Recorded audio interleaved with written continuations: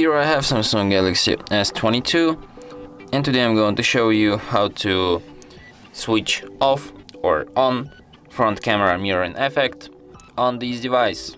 So firstly, let's open camera, tap on the gear icon to access its settings, and here you have Save Selfies as Previewed. So when you have this feature enabled, selfies will be mirrored, and when you have it disabled, they will be like normal.